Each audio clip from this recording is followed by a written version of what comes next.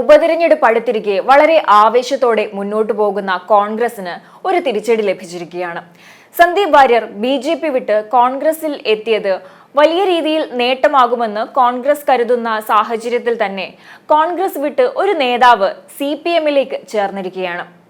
അതും തിരഞ്ഞെടുപ്പ് കാലത്ത് പാലക്കാട് നിന്നാണ് ഇങ്ങനെ ഒരു സംഭവം എന്നതും പ്രധാനമാണ്. പാലക്കാട് കോൺഗ്രസിൽ കൊഴിഞ്ഞുപോക്കു തുടരുന്നു എന്നതാണ് ഇതിൽ നിന്ന് വ്യക്തമാകുന്നത്. പാലക്കാട് ഉപതെരഞ്ഞെടുപ്പ് നടക്കാൻ മണിക്കൂറുകൾ മാത്രം ബാക്കി നിൽക്കെയാണ് അദ്ദേഹത്തിന്റെ കൂടുമാറ്റം എന്നതും പ്രധാനമാണ്. പാലക്കാട് ജില്ലയിലെ കോൺഗ്രസ് നേതാവായ ഭാസ്കരനാണ് CPM-ൽ ചേർന്നത്. 3 തവണ നഗരസഭാ കൗൺസിലറായിരുന്ന ഇദ്ദേഹം 13ാം വാർഡായ പുത്തൂർ നോർത്തിൽ നിന്നാണ് മത്സരിച്ചിരുന്നത്. 2000, 2005, 2010, 2015, 2015, 2020 എന്നീ കാലങ്ങളിൽ കൗൺസിലർ, അതുപോലെ വികസന സ്റ്റാൻഡിംഗ് കമ്മിറ്റി ചെയർമാൻ എന്നീ പദവികൾ വഹിച്ച ആളാണ് ഭാസ്കരൻ. കോൺഗ്രസ് ബ്ലോക്ക് സെക്രട്ടറി സ്ഥാനവും അദ്ദേഹം വഹിച്ചിട്ടുണ്ട്. കോൺഗ്രസും BJP-യും ചേർന്ന സംയുക്ത മുന്നണിയാണ് നഗരസഭ ഭരിക്കുന്നത്.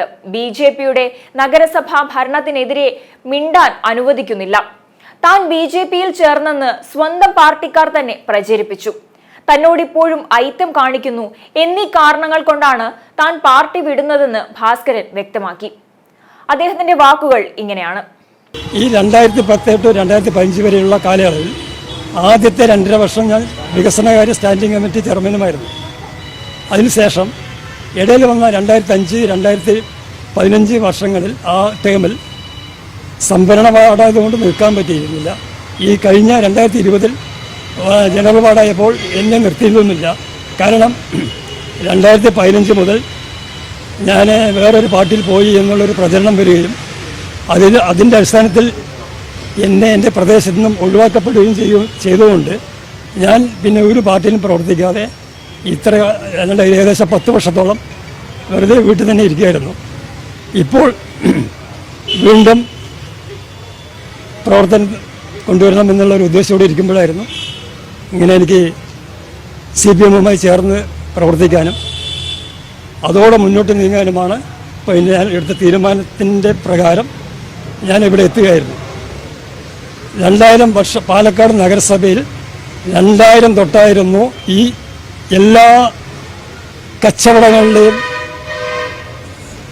അഴിമതിയുടെയും എല്ലാം ആ 2000 വർഷത്തിലായിരുന്നു സ്റ്റാർട്ട് ചെയ്തത്. അപ്പോൾ ഞാൻ ഫസ്റ്റ് കൗൺസിലർ ആയ സമയത്ത് അന്ന് കുറേ ടീമുകൾ ഉണ്ടായിരുന്നു ഈ കോൺഗ്രസ്സിൽ. അവരും കുറേ BJP-യിലെ ആൾക്കാരും ചേർന്ന് അവിടെ ഒരു സംയുക്ത പാർട്ടിയാണ് അവിടെ യഥാർത്ഥത്തിൽ പാലക്കാട് നഗരസഭ ഭരിച്ചിരുന്നത്. ഇന്നും അതുതന്നെയാണ് അവസ്ഥ. ഭരണം ആരായിക്കോട്ടെ. പക്ഷേ ഈ UDF കുറച്ച് ആൾക്കാരും അവരുടെ ഭരണകക്ഷിയിലെ കുറേ ആൾക്കാരും ചേർന്ന ഒരു ടീമായിരുന്നു എല്ലാ കാര്യങ്ങളും നിയന്ത്രിക്കുകയും അവരെന്ത് പറയണോ അതേപോലെ നമ്മൾ അനുസരിക്കുകയും ചെയ്യണം. അല്ലെങ്കിൽ അവർ ഇതേപോലെ പാർട്ടി സ്ഥാനങ്ങളിൽ നിന്ന് നമ്മൾ ഒഴിവാക്കിപ്പിക്കും. അല്ലെങ്കിൽ അടുത്ത കൗൺസിൽ ഇലക്ഷൻ വരുമ്പോൾ അവരൊരു റിബൽ ലെവൽ കൊണ്ടു നിർത്തി അവർക്ക് വിലപേശി അവർക്ക് വാങ്ങിക്കൊടുക്കുന്ന ഒരു പ്രവണത ഉള്ളതുകൊണ്ട് ആരും ഇവരുടെ ഈ ടീമിനെതിരെ ഒരു വാക്ക് പോലും സംസാരിക്കില്ല. അതുകൊണ്ട് അവർ എന്ത് കാട്ടിയാലും ജയിക്കും, അവർ പറഞ്ഞത് നടക്കും എന്നുള്ള ഒരു ധാരണ അവർക്ക് ഉറപ്പ് വരികയും ഇപ്പോഴും അങ്ങനെ തന്നെയാണ് ഇപ്പോഴും പ്രവർത്തിക്കുന്നത്. അതിൽ യാതൊരു മാറ്റമില്ല. 10 കൊല്ലം ഇപ്പോൾ കോൺഗ്രസ് അല്ല UDF ആരാ ഭരിക്കുന്നതല്ല അവിടെ പ്രശ്നം. അവിടെ പ്രശ്നം സംയുക്ത ടീമാണ് അവിടെ നിയന്ത്രിക്കുന്നത്. ഇപ്പോഴും അതിനൊരു യാതൊരു മാറ്റവും വന്നിട്ടില്ല. ഇന്നും അവിടെ അതേപോലെ തന്നെയാണ്. ഭരണം മാറിയാലും ആ കൗൺസിലർമാർ, പഴയ കൗൺസിലർമാർ ഇപ്പോഴും അതേപോലെ എല്ലാ വർഷവും എല്ലാ ടേമിലും അവർ അവിടെ ഉണ്ടാവും.